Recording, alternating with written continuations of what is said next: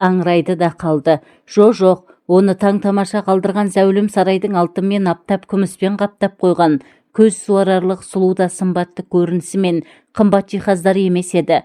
Қарсы алдында үріп ауызға салғандай келісті келіншек тұрды. Япыр-ай, мынандай да сұлулық болады екен ғой. Гүлді халатының алдыңғы өңірі сәл ғана ашық қалыпты да, қос алмасы серіппедей сыртқа теуіп тұрған келіншектің мойылдай қарашығына түс алды да қалды. Тұла бойында бір мін болсашы. Аққудың көгілдіріндей келіншек бейтаныс жігіттің ұрлана да сұқтана қарағанына қымсынған да жоқ. Қайта қарай түс, тіміскелене түс дегендей әнтек жымиып, тостағандай көздерін төңкеріп, сүйкімін арттыра түсті. Ол не үшін келдіңіз деп сұрамады да, тап қазір өзінің осы бір ерке болмысты тұрысының үстіне бөтен еркек кіріп келетінін күткендей, екі көзді боталап Болатбекке қиыла қарады. Болатбек не үшін келгенін айта алмай тұтықты да қалды. Сізге мынаны Басекең беріп жіберді, деді. Әлден соң есін зорға жинаған Болатбек не үшін келгенін есіне түсіп, келіншек сыңғырлап кеп күлді. Күлкісі күміс қоңыраудың сыңғырындай жүрек қытықтайды екен. Сіз Талқанбайдың жаңа шопырысыз ғой, деді. Райы да шырайы да келіскен келіншек оның тұла бойын тінтіп қарап шығып. Иә, жаңа ғана қоңырау соқты. Қолыңыздағыны мына жерге қоя салыңыз. Иә, Тауаға жіберді, деді Болатбек сөзін қайта пысықтап. Ол келіншектің күйеуі неге Талқанбай деп тұқыртып атап тұрғанын түсінген жоқ. Жұмыста ғой, бастықты барлығы да Тауаға деп атап алдында құрақ ұшады. Сонда келіншегі оны неге Талқанбай деп тұр? Менің есімім Ағылкек, әжем қойған, деп әдемі келіншек қолын ұсынды. Ып-ыстықта ұлпадай жұмсақ сүйріктей саусақтар жүргізуші жігітті майда ерітті. Болатбек қолын тартып ала алмай ұзағырақ бөгелді. Ағылкек ағмаржандай тістері жарқырап ақтарыла күлді. Олар осылай танысқан еді. Содан бері Болатбек бастығының да Ағылкектің де айтқанын екі етпейді. Көбінесе сапарда тығыз таяу жұмыстармен қауырт жүретін бастығының қызын балалар бақшасына апарып келу мойнында. Арагідік Ағылкек қаладағы супермаркеттерді аралайды. Сән этелесінде ұзақ бөгеледі. Жүргізушіге керек бастыға сиет төзімділік пен шыдамдылық. Сосыңғысы қанша ұрсып жатса да мылқау адамдай тіл қатпау. Үшіншісі бастығың туралы басыңа мылтық тіресе де тіпті өліп бара жатсаң да сыр ашпау. Міне, оларға шыдасаң бастығыңның да, оның отбасы мүшелерінің де ойабын тауып сенімінен шықтың дей бер. Болатбек мұның алдында да бір мықтының көлік жүргізушісі болған, тәжірибесі толық тіс қаққан жігіт. Бастыққа ұнаудың сеніміне кірудің жөн-жосығын бір кісідей біледі. Болатбектің бұрынғы бастығымен танысуда, қоштасуда қызық. Онда Болатбек қоғамдық көлік жүргізетін, таңертең ерте тұрып кеш жатады. Белгілі бағыттағы автобуспен қаланы таңғы сағат 6-дан түнгі 12-ге дейін айналады да жүреді. Жұмыс ауыр болғанымен табысы тәуір. Оған тәжірибелі жүргізуші ретінде басшылары үнемі жаңа автобус береді. Құрмет сыйы, қомақтылау қаржысы бар жұмыстан кім қашады? Оның құтты орнына қозғалысы да жоқ еді. Бір күні ойламаған жерден алдынан джип автокөлігі шыға келді. Болатбек тежегішті басып үлгермеді. Екі көлік соғысып дүние төңкеріліп жүре берді. Салон толы жолаушылар олардай шулап қоя берген. Біресін жиғанда ол дәрігердің алдында отыр екен. Кінәлі джип жүргізушісі еді. Рульде арыстай болып Ақылбектің өзі отырыпты. Сол күні ол жолдас жолаулары мен мейрамханалардың бірінде бөгеліп қалады да жүргізушісін үйіне қайтарып жібереді. Мейрамханада қанша уақыт отырды, қаншама ішімдік ішті. Бұл арасы бұлыңғыр әйтеуір. Болатбек оның теңселіп тұрып, тепсініп, жер-жебіріне жеткенін еміс-еміс біледі. Қалай дегенде де аққа құдай жақ, жол көлік апатының қалай болғанын көргендер бар, жолаушылар бар. Ақылбектің рульге ие бола алмай көлігі мен автобусқа өзі келіп соқтығысқанын бұлтартпас дәлелдермен мойнына қойып берді. Бірақ Ақылбек алдырмайтын да шалдырмайтын да жуан ортаның жолбарысы болып шықты. Не керек? Ол өзің де Болатбекті де тығырықтан алып шықты. Оған себеп Болатбектің бір сөзділігі. Ол ішкі істер басқармасының тергеушілері, анықтаушылар алдында да, сот отырысында да кінәлі менмін деп тұрып алды. Жоғарыдағылар үшін бір кісінің апат салдарынан о дүниеге аттанып, бір келіншектің түсік тастап, 2-3 адамның аяқ қолы сынғаны бұйым болыпты ма? Ақылбек судан таза, сүттен ақ болып шыға келді. Дегенмен өзі мәрт жігіт екен, сөзінде тұрды. Болатбекті темір торда көп телміртпей суырып алды. Автобусынан айырылған, жұмысынан қуылған Болатбекті сындарлы сәтте сыр бермеген үшін ұнатып ақ қалыпты. Көп кешікпей өзіне жүргізуші етіп жұмысқа қабылдады. Ақылбек ойға да шапқылады, қырға да шапқылады, неше түрлі қылмыста жатазды, саудасы да жүрді, саунасы да қызды.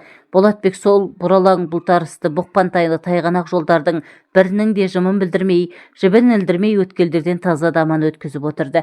Бірде Ақылбек тау баурайындағы саяжайында биліктегі түмді орындарда отырған дос-жарандармен үлкен мереке ұйымдастырды. Кілең ығай мен сығай мынандай оңашалықты аңсап қалған ба, көз байланғанша ішіп жеді, қалағандарынша көсіліп бақты, ойнақта салды. Олардың әрқайсысының жанында бір-бір сылқым сұлу бар еді. Не ойлағанын өзі біледі. Бастығы екі күлім көзді бірге ала келіпті. Саяжайда қонып қалатын болған соң екі сылқымның бірін кері қайтаруға шешім қабылдапты. Болатбек, деді бастығы, оны қасына шақырып алып, мына қарындасты үйіне жеткізіп сал. Байқа, бір тал шашы түсетін болса менен жақсылық күтпе. О не дегеніңіз, Басеке? Былай шыға Гүлбанудың ызадан әлде қызғаныштан тызақтап келе жатқанын аңғарды. Өйткені Басекең мұны емес оны таңдады ғой. Ішіне от түскен Гүлбану ұятты жинап қойып мұның мойнына асыла кеткен. Ішіп алғанымен бұл бой жеткен аса ажарлы еді. Ажарлы адамның даузынан албаты сөз шығады екен-ау.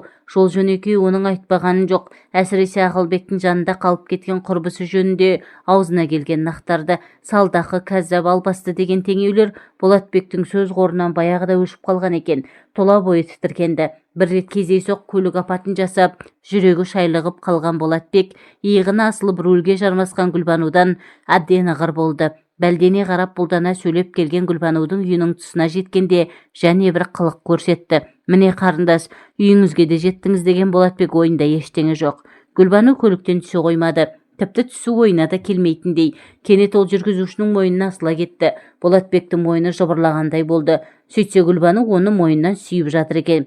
Жігіт қыздың құшағынан зорға босады. Пәтеріме дейін шығарып салмайсың ба, дейді үздігіп. Әне тиіп тұр ғой. Сіз ішке кіріп кеткенше кетпеймін. Сыртыңыздан бақылап тұрамын, деді Болатбек, азарда безер болып. Жігіт емес екенсің, шығарып салуды да білмейсің. Гүлбану темекі тұтатты. Қорықпаңыз, жеп қоймаймын. Үйге түсіңіз. Олар саяжайда сайран салып жатқанда біз немене сыбағадан құралақан қаламыз ба? Болсаңшы енді өкінбейсің, деді Гүлбану мұның қолынан тартып. Шошақай қыздың шолжаң қылығына мезі болып келген шопыр мына арсыздықты естіп бойын тартып алды. Жоқ деп тартынды ішкі бір аумақты бастықтың көлік жүргізушісі. Кешіріңіз, мен асығыс едім. Уақытта бір талай болып қалды.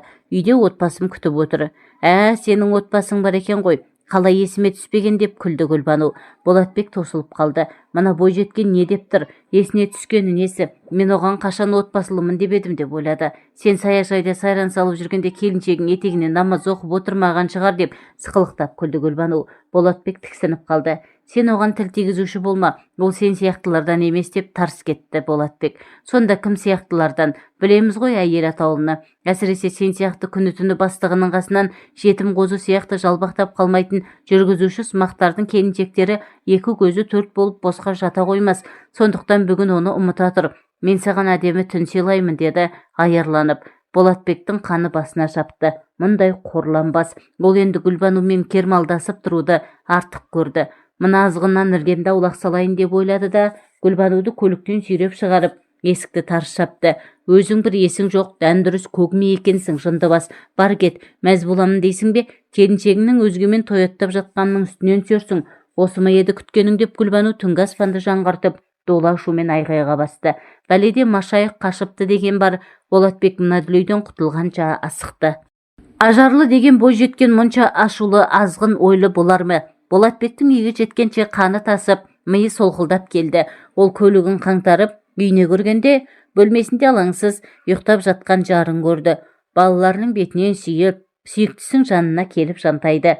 Келдің бе, деп Зағипа бері бұрылып жатты. Болатбек көпке дейін дөңбекшіп ұйықтай алмады. Арада 2-3 күн өткенде сыртта жігіттермен темекі шегіп тұрған Болатбекті бастығы шұғыл шақыртыпты.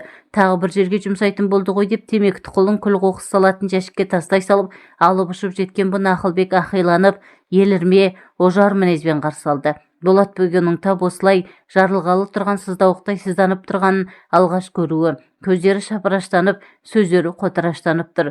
Қолдары безгек тиген адамдардікіндей дір-дір етеді. Болатбек дүлей дауылдың қай тұстан соққанын долбарлай алмады. Не жазып қойдым дегендей Ақылбекке аңтарыла қарады. Әй сасық деке, Гүлбанудан не әкеңнің құны бар? Қатын құмар болсаң саған басқа ел құрып қалды ма? неге тиісесің оған деп ұрып жіберердей таптап берген бастығына не деп жауап берерін білмей тосылды. Не істеп қойыппын мен оған деп Болатбек ашына сұрақ қойды әлден соң. Қонақ үйге түсейік, менімен бол депсің ғой. Болатбек аяр адамның өз есіне келгенде аянбайтын білуші еді, бірақ Гүлбанудан тап осындай аярлық күтпеген. Япыр-ай, ындынның ырқы, қызғаныштың құрты осыншама шақар болар ма? Саяжайда қалған сылқымның той аттын үшін Гүлбану мұны жазалаған несі, түкке түсінсе бұйырмасын. Болатбектің беті өрттей алаулап, нені бүлдіріп қойғанын білмей дал болды. Былай тышқан ініне кіре алмай жүріп құйрығына қандауыр байлапты дегенді білуші ме едің? Өзің мұнда сый салмай жүріп қатынға қырыңдаған неңді алған, оның үстіне Гүлбануды мен ертіп барғанын көріп біліп отырсың. Сонда не, сен маған қыр көрсетпекпісің? Бастығыңның көңілдесіне сөз айтуға қалай ғана дәтің барды? Сенген қойым сен болсаң дейтін беді. Ертең бәлкім кеше ғана саяжайда бірге қонып қойнымды қыздырған Хадишаға да қырыңдарсың. Сенен қорқайын дедім. Боқшаңды жинада қараңды батыр, деді Ақылбек ашудан қалш-қалш етіп. Онымен ерегісіп барға адам таппайтынын білетін Болатбек ләм-мим деместен бастығының бөлмесін босатты. Сөйтіп ойда жоқта Болатбек тағы да жұмыссыз қалды. Енді не істеу керек? Баяғы өзі еңбек еткен автобаза болса болмаса да маңайына жолатпайды. Қайда барады? Үйіндегі олардай шулап отырған бала шағасын қалай асырайды? Осылай дел сал болып жүрген күндерінің бірінде күтпеген жерден ескі көзтаныс Жұман жолығып қалды. Ол бір таксокада жұмыс істейді екен. Болатбек, біздің таксопаркке келсеңші, бастығымыз жақсы адам, 2-3 таксистің орны бос, тәжірибелі жүргізушілер керек, бастықпен өзім сөйлесемін деді ол. Сәтін салғанда таксопарктың бастығы ашық жарқын, қақсоқпен жұмысы жоқ жайдары жан екен. Еңбек кітапшасымен танысқан соң сөзге келмей Болатбекті жұмысқа қабылдады. Үйде отырып отбасының ұсақ түйек күйбеңнен мезі болушы еді, жүда жақсы болды. Бәрінен бұрын Зағипаның зілсіз айғайынан құтылды. Әкесі ет таусылды. Әкесі үйде бітіп қалыпты. Әкесі бұл үйде майда қалмапты деп мидың құртын жеуші еді. Автобус жүргізуші болып жұмыс істеп жүргенде Ақылбектің оққағар ретінде алшаң басып, арындап тұрғанда да мынандай таршылықты көрген жоқты. Әлде бір контейнермен қазы қарта дейсің бе, жал жая дейсің бе, қойдың еті дейсіз бе, тайдың еті дейсіз бе, ағылып келіп жатушы еді. Шопырлықтан шеттетілген соң бұл бастаудың көзі бітеліп, Зағипасына кіріптар болып қалған. Осы кіріптарлықтан құтқарған Жұманға дән риза, күректеп таппаса да, әйтеуір алақанына бірдеңе түседі. Бұрынғыдай артылғанына кешесесіне бауырларына дорбалап та, арбалап та жіберіп тұратын тоқта, бақуат күндер келмеске кеткенімен жұрт қатарлы күнелтіп жүргеніне шүкіршілік етеді. Такси жүргізушісі деген бір рахат жұмыс екен. Басыңда әңгір-тағия ойнатып бақырып бастығы тұрмайды. Автобус айдап жүрген күндеріндей күн сайын таңмен таласа жылы төсегінен атып тұрмайды. Әрі-беріден соң ешкімге есепте беріп жарытпайды. Қайда барады, үйіне қашан қайтады, бұл да өз шаруасы.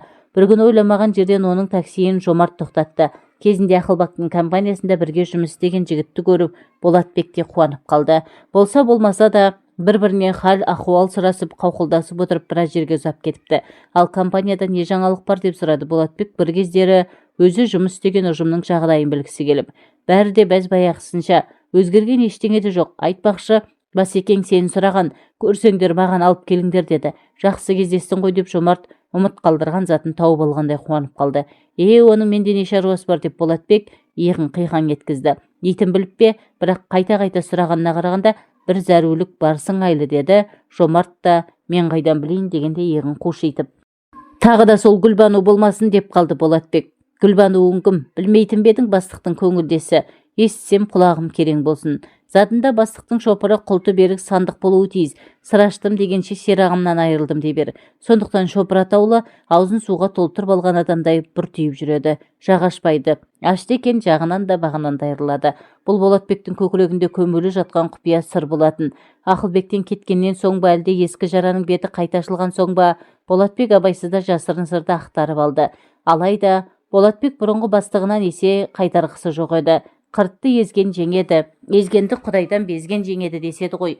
Ақылбек сияқтыларды сүріндіремін деген ой оның басына шүйықтаса да келмеген. Бірде Болатбек жолаушылар тасып жүріп, бұрынғы жұмыс орнының жанынан өтіп бара жатты. Мені неге іздеді екен деген бір әуес қойса, ол көкейіне келіп қалды. Гүлбанудың әр кешіккені менен көріп жүрген шығар деп бір қойды. Көйлегімді шешіп алып қалмас не де болса бара көрермін деген бір ой оны ширықтырды. Себепсізден себепсіз қорқақ ұры атанбайтын. Төбемнен тастап жіберер тасы болса, оны да көріп алдым деп батылданды. Өйткені ол өзінің адалдығына сенді. Ақылбек оны арада ештеңе болмағандай сыпайы сырбаз қабылдады. Хатшысына қоңырау соғып, 2 шыны кофе алдырды.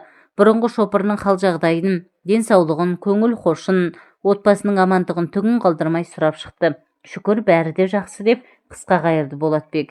Мені не үшін шақырғанын білесің бе деп Ақылбек төбеден түскендей күтпеген жерден сұрақ қойды. Қайдан білейін деп Болатбек 2 алақанын жайды. Бірақ іші қылп ете қалған еді. Сенен кешірім сұрағалы шақырдым дегенде Болатбектің аң-таң қалғаны соншалық аузы ашылып қалды. Рас айтамын, менен бір ағаттық өтті, кешір мені. Ақылбек кінәлі адамдай-ақ алдында шынында да тұнжырап отыр.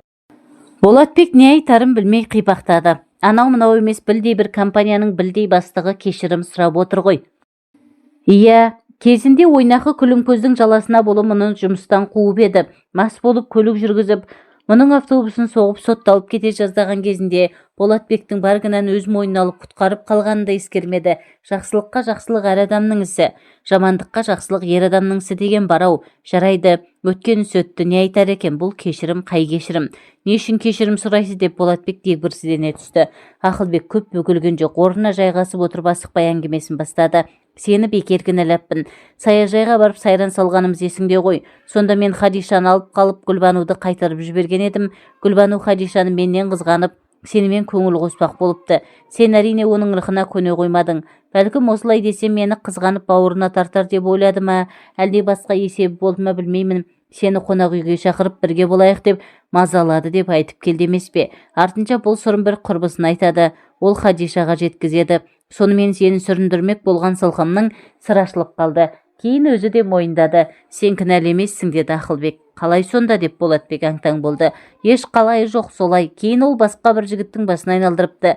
Қызығы сол қылмыстарының үстінен түстім. Ол осының барлығын қызғаныштан істеп жүргенін айтып ақталды. Қызғанғаны несі, қылмысы несі деп Болатбек те таңырқады. Иә, олар саунада мауығып жатыр екен. Қас қылғанда тап сол саунаның 2-ші бөлігінде біз демалып отырмаймыз ба? Қыздар шақырғанбыз. Кешіккен соң әкімдікте кезекшіден сұрайын деп дәлізге шықсам, қарсы алдымнан ойқастап шыға келгенім. Гүлбану ма? Енді кім деп едің? Расында қызық болған екен дей салды Болатбек, аузына басқа сөз түспей.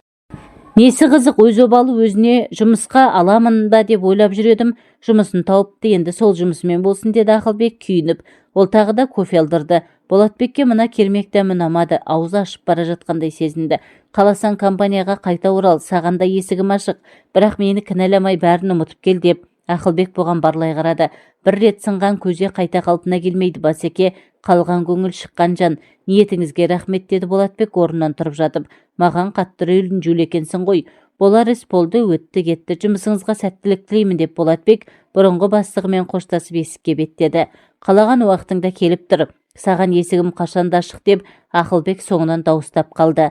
Адамды толық білмей тұрып сырттай баға беру ұшқары ойдың белгісі. Болатбек өзі ер жігіт деп бағалап жүрген Ақылбектің қайдағы бір жеңілтек қыздың жаласына сеніп шүйліккені қалай есінен шығар. Қанша жерден ұмыттым дегенмен алдынан қайта айналып кездесе кеткенде кеуде тұсы шым ете түскені қалай. Талқанбайдың тіршілігі таусылмайды. Үйге керекті азық-түлікті керек жарақты Болатбек тасиды. Осек ортада Ақылбек оны балалар бақшасына жұмсайды. Үйге 3 жасар Ақбілекті алып келгенде келіншектің қуанғанын көрсеңіз ғой. Ақбілек те анасына қарай құлдыраңдап жүгіреді. Олардың шырқырасып табысқандарына сырттай сүйсініп қарап тұрып үйіне қайтады. Ақылбектен жертезек болып жасып, бұдан бұлай бастық атаулыны желкемнің шықыры көрсін деп есеп айырылысқан Болатбек ойда жоқта Талғанбайға тап болды. Таксопарк басшысы басқа мекемеге жоғарылап кетті де, орнына келген такси жүргізушілердің күндік өткізетін теңгесін еселеп арттырды. Тапсырыс пен талап үдесінен шыға алмағандар амалсыздан жыл орындарын тастап басқа жерлерден жұмыс іздеп сарсылды.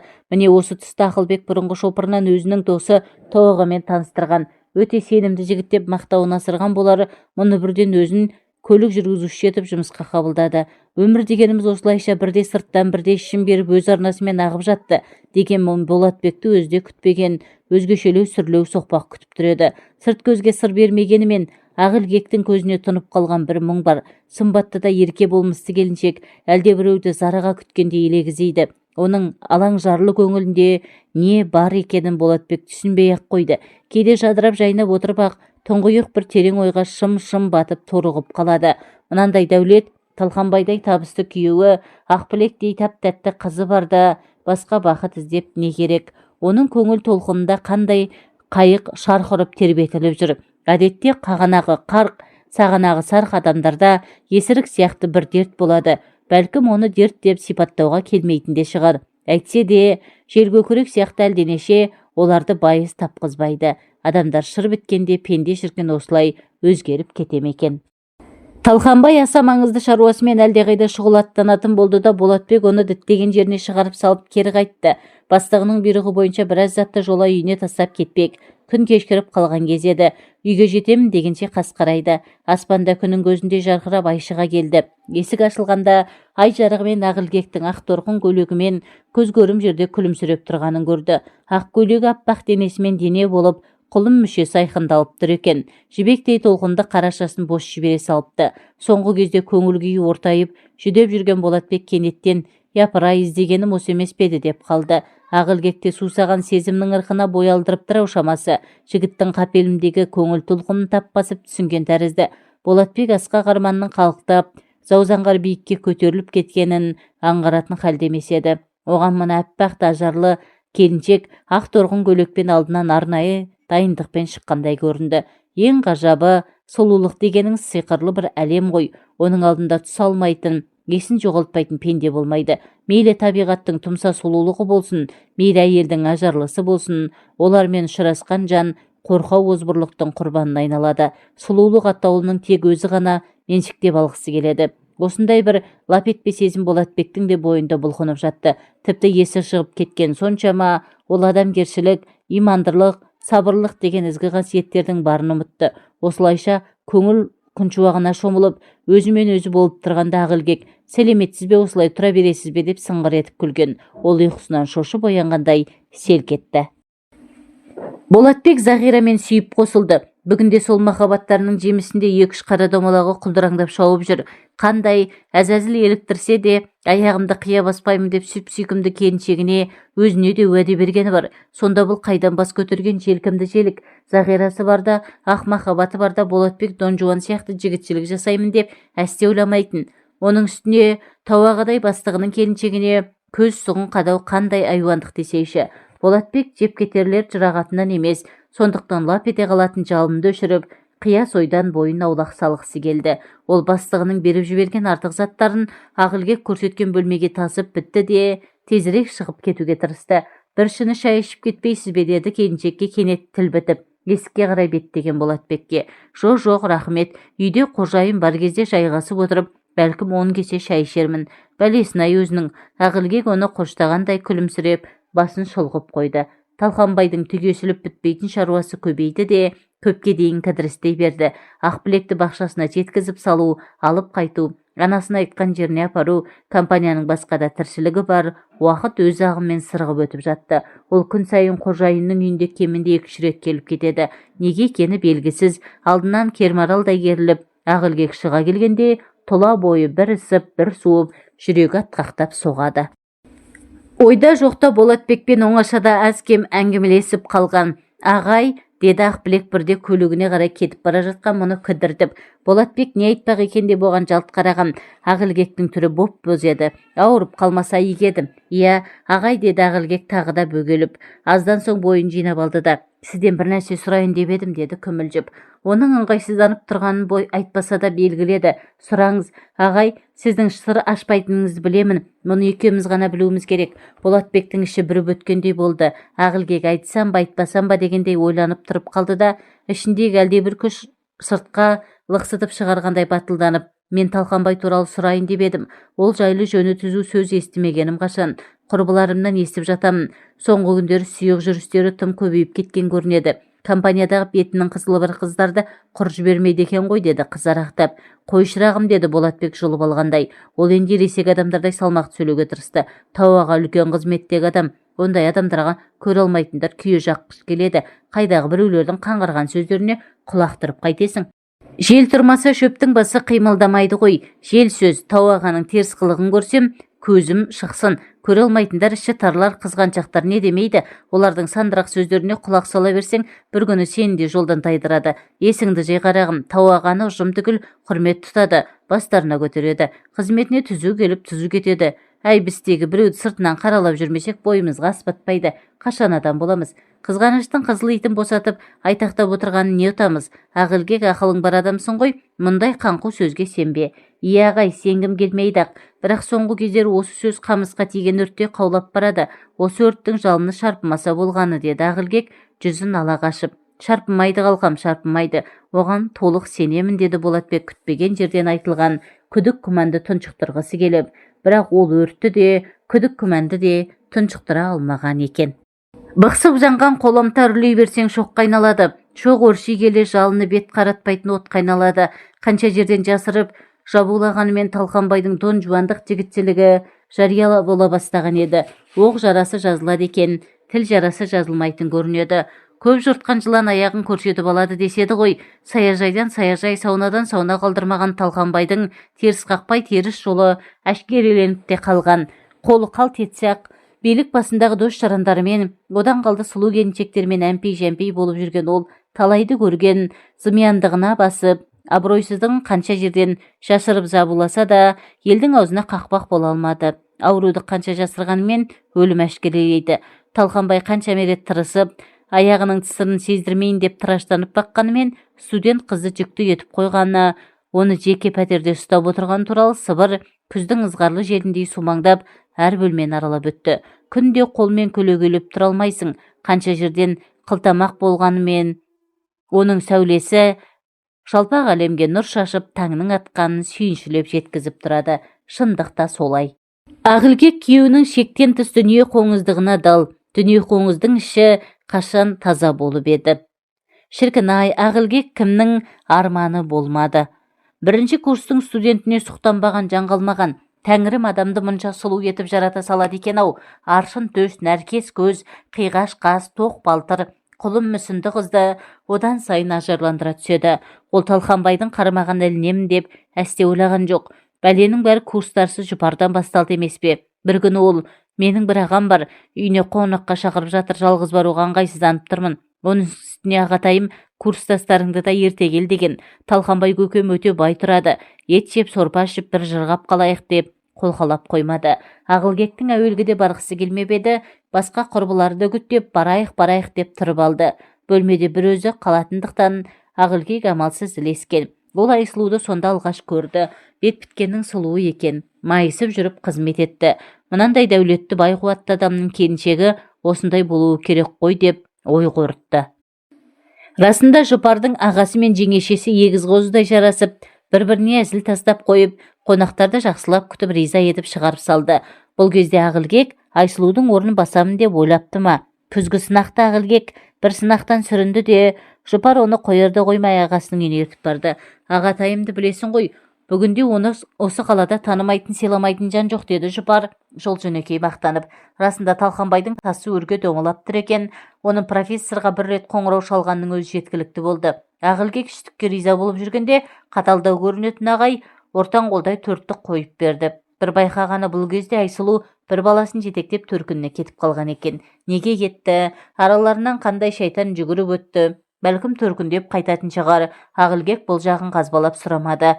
Қызға тән ибалылықпен сыпайылық сақтады. Бірақ жұпар мен Талқанбайдың үйіне 2-3 рет барғанда ұялы көздері мен жылы сөздерімен баурап алған Айсұлуды көре алмады. Ерке қатын не істемейді деп түсіндірді. Мұның мәнісін жұпар құрбысы. Содан бастап Талқанбай жұпарды үйіне шақыруды үдетті. Екеуінің де сабағына да тамағына да көмектесіп жүрген соң одан пәлендей жамандық күтпеген болатын. Сөйтсе бір бармағы бүгулі екен ғой. Екінші курсқа өткенде жұпар құрбысының қасына бір ел ажыраған жоқ. Күн сайын Байбағлан ағасын мақтап, оның сыйға беріп жібергендерін көрсетіп шаттанумен болды. Тау мен тасты жел бұзады, адамзатты сөз бұзады деген ол кезде Ақылгек қаперінде де алмаған. Қамқор ағатайының құрығына қалай түсіп қалғанын өзде түсінбеді. Сол күнді қарғыс атсын деді. Бұл Ақылгектің соңғы кезде аузынан бір түспейтін қаралы сөз. Бәрі де жұпардың туған күнін ағасының зәулім сарайында атап өтуінен басталды емес пе? Жұпар бүкіл курстастарын ағасының үйіне шақырды. Мынандай алтынмен аптап, күміспен күптеп қойған келісті үйде кім бұрын көрген. Курстастар, құрбы-құрдастар кеңде келісті бөлмеде тартынбай ішіп жеді. Дастарханда құстың үстінен басқаның барлығы бар еді. Мұндай бай дастарханды сирек көретін студенттер тартынуды ұмытты. Ақылбек өмірінде татып көрмеген шарапты алғаш рет сол түн ішті. Онда да құрбыларының жұпарды сыйламайсың ба деп зорлағандай болуынан соң алғашында басы сәл айналғандай еді, бірте-бірте жадырап жүрегі сөйлеп тұрғандай күй кешті. Жұпарды жабысып өлердегі сөзін айтып жанынан шықпай қойды. Менің қуанышыма ішпегенде қайда ішесің деп үсті-үстіне бастырмалатты. Тағдырдың ызалы мазағындай Ақылбек ертесіне Талқанбайдың төсегінде оянды. Міне содан бері осы үйдің отымен кіріп, күлімен шығып келеді. Болатбек кейде ақ борықтай келіншегімен оңаша қалғанда Талқанбай туралы сұрағысы келгенімен оның ретін таба алмай жүрді. Талқанбайдың талтаңбай жүрісі жиілеп, ожар мінез көрсете бастаған бір күні Ақылбек жүргізуші жігітке өзі ақтарылып еді. Ол Ақылбектің бір байламға келе алмай жүргенін аңғарды. Ол қандай байлам? Өзегін өкініш өртеген Ақылбек күйініш уытында жүріп әлденеге ұрынып қалса ше. Осыны ойлағанда жүргізуші жігіттің жүрегі жұлқынды, іш қазандай қайнайды. Күресуге дәрмен жоқтың күйін кешті. Ымырт үйіріліп көз байлана бастады. Кенет бір бүйірден ала-құйын бұрқасын көтерілді де артынша суырсын жүріп өтті. Мұның соң алай-дүлей боранға айналды. Жан-жақтан ұшып түсіп жатқан қар көліктің терезе көзін бітеп тастады.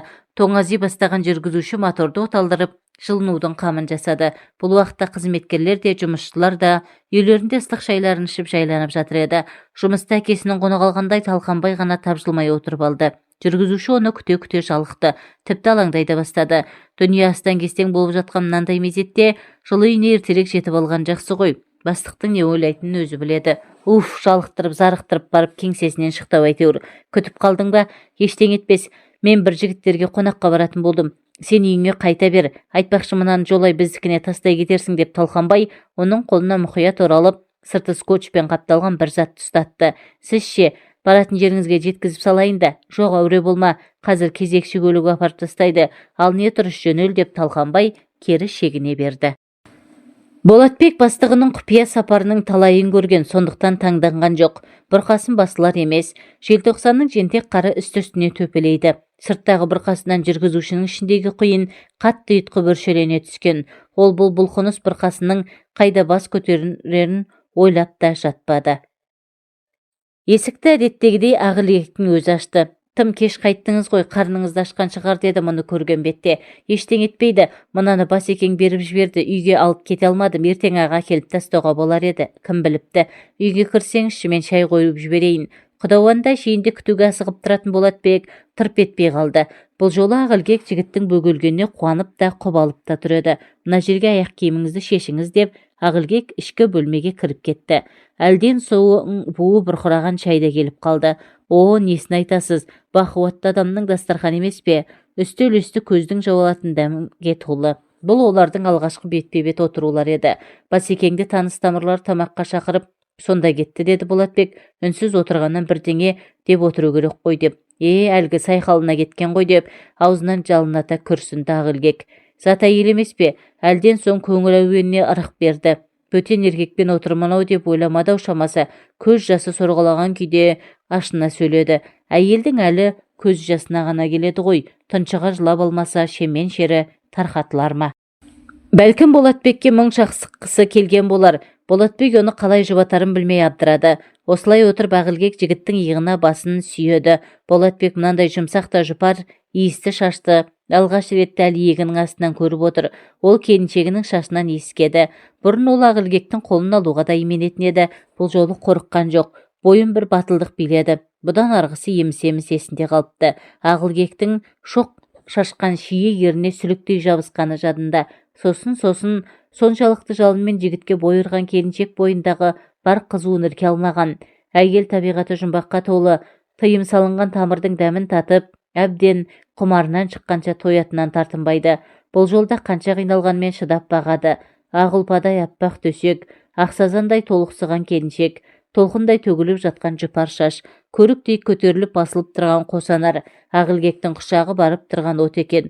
Болатбектің құр сүлдері ғана қалды.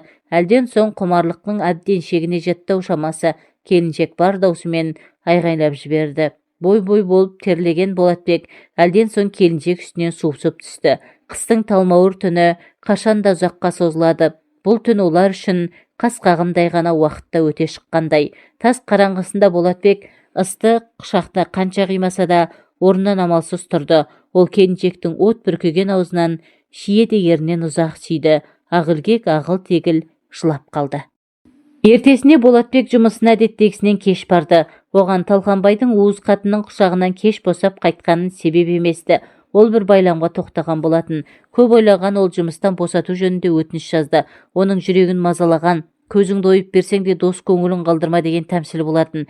Қанша жерден жүрісі суық, ісі бұлыңғыр дегенмен Талқанбай өзіне қандай қысастық жасап еді. Ай сайын көтеріңкі еңбегі алады, 90 сайын сыйлықтан да құралақан қалмайды. Сұраған жағына жібермей қалған кезі жоқ. Ол жайлы жұмысты қаланы мың айналса да табуы қиын. Сондықтан әріптестері бекер кетіп бара жатырсың деп өкініш білдірді. Болатбек көлігін инженерге тапсырып, бухгалтериядан тиісті еңбек ақысын алды да ғимараттан суыт шығып кетті. Талқанбай оның жұмыстан суық шығып кетуінің себебін түні бойы сарсылдатып күттіріп қоюымнан деп жорыды. Бұлайшыға иығынан ауыр жүк түскендей жеңілдеп қалды. Ол енді Ақылгектің есігін ешқашан бұрынғысынша еркін қаға алмайтынын ойлап қамықты. Іші удай ашыды. Әлден соң өзінің жылап келе жатқанын аузына түскен кермек дәмнен білді. Жігіт те жылай ма екен? Әкесі көшеден жылап келгенде оған үнем